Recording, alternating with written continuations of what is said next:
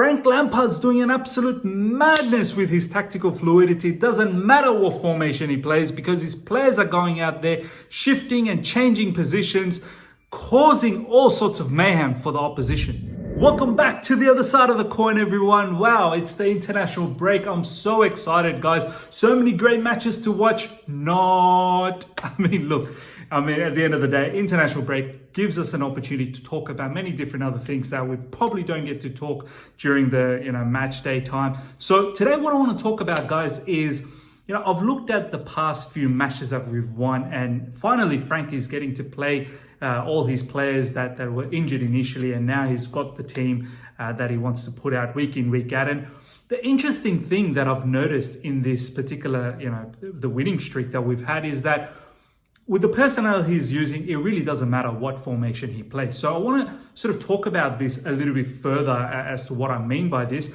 But before I get into all of that, guys, I want to take this opportunity to ask all you guys to please smash that like button. Helps out the channel heaps. Help me get to at least 70 likes. Thank you so much to for getting me to 80 likes for the last particular video, the match review. I think it's more than 80 now. So thank you heaps for that. If you're here for the first time, please subscribe and hit the bell notification to stay in touch with all my content. So guys, let's get straight into this.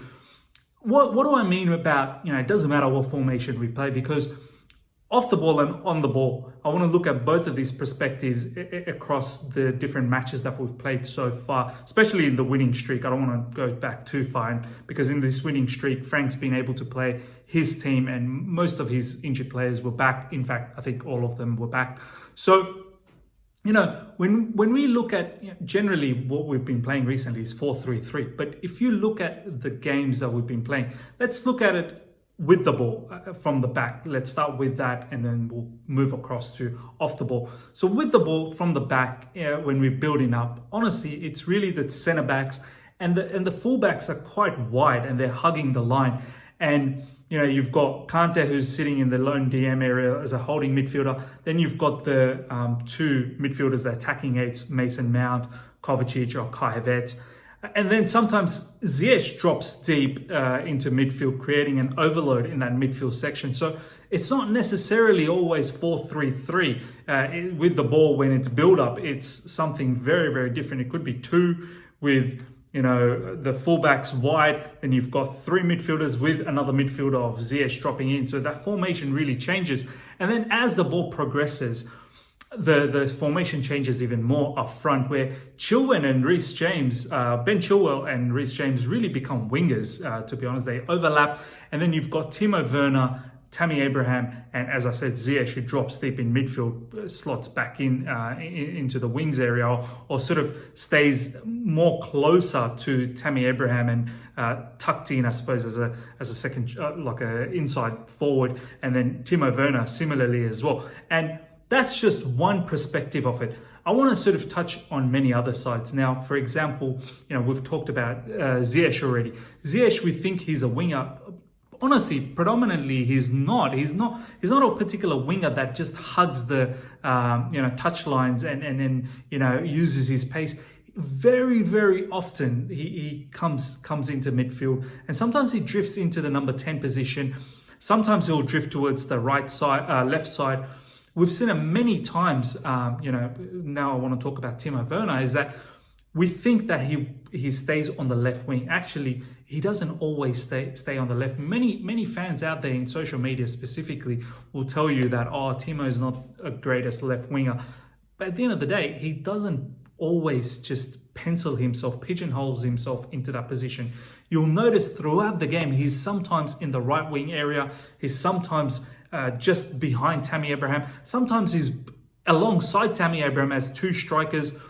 And you'll notice in the games that we had against Burnley and last one against Sheffield United in the Premier League, Timo Werner was pretty much everywhere. Sometimes he'll drop deep in midfield, as I said, to help build up and create that overload. So the formation constantly changes. Sometimes it becomes two up front with Timo Werner. Sometimes, as I said, that Tammy stays there, and then you've got two just behind him with Ziyech and Timo Werner. And sometimes, as I said, he'll be in the left wing or in the right wing. Against Rennes, he got his penalty from the right wing. The first penalty that we got, he was actually in the right side. So that's a little bit about Timo Werner.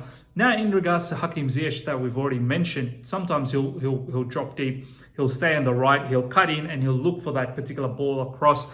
And that's when Chilwell becomes he becomes a winger for us. So he's not necessarily a traditional left back where he just stays on the, just tucks in, stays on the left. He overlaps and he pretty much becomes a winger.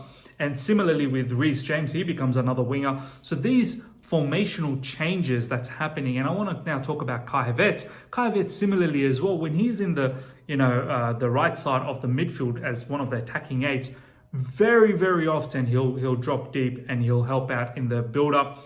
And then he'll sometimes take positions in the middle where he becomes number 10. When he does that, you'll see Mason Mount sort of tuck in. When he sort of comes into midfield, Mason Mount sort of moves a bit further up the field. So lots of formational changes that happen throughout the match. And we shouldn't always keep thinking that it's 4-3-3 and that's exactly how it is. It's not the way, it's definitely not the way it is, how it sort of looks like in paper. Tammy Abraham is another one where I've recently seen him in both the matches between Burnley and Sheffield United in the Premier League, and also against in the Champions League as well, where I've seen him shift towards the right, and Ziyech goes towards the left, and Timo Werner goes in the middle. So that fluidity that Frank Lampard is starting to create in the whole team is honestly creating a lot of issues for the opposition, because the opposition really they don't know exactly where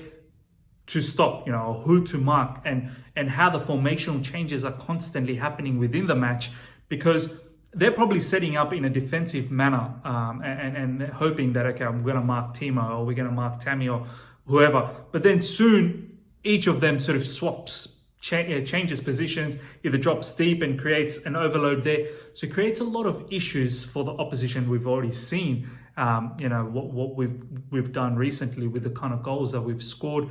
Many open goals that we've scored from Hakim Ziyech's creativity and the movement that we're creating up front. So lots of great work that Frank Lampard, I'm finally getting to see with the players that he was waiting for this season, finally getting to see the kind of, football that he's willing to play, which is quite fluid. Everyone's sort of shifting and changing. Besides Reece James and Ben Chilwell, pretty much everyone is shifting and changing positions and going into different areas whenever and wherever they may need to go. And off the ball, guys, you'll see many times where Tammy Abraham will be the front person. He'll lead the press, and then everyone else is pretty much sitting back.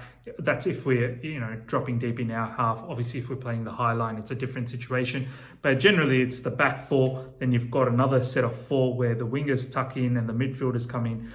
Sometimes Tammy and Timo are the front two who are leading the defense off the ball. So, guys, plenty of good things that I've seen in recent times from Frank Lampard. Lots of exciting, different interplay and formational changes that Frank's doing, which is great to see. So, guys, let me know what your thoughts are about this whole topic. We get too caught up in the formation. Let me know how you feel about the constant changes between Timo Werner, Tammy Abraham, Ziyech, them dropping in midfield, Timo Werner dropping in midfield, and sometimes Tammy dropping deep as well. Kai Havertz and Mount are sometimes interchanging. We saw Kovacic and Mount interchange as well in the last match against Sheffield. So, guys, let me know what your thoughts are about this fluidity that Frank's creating in the team and how that could benefit us for the rest of the season.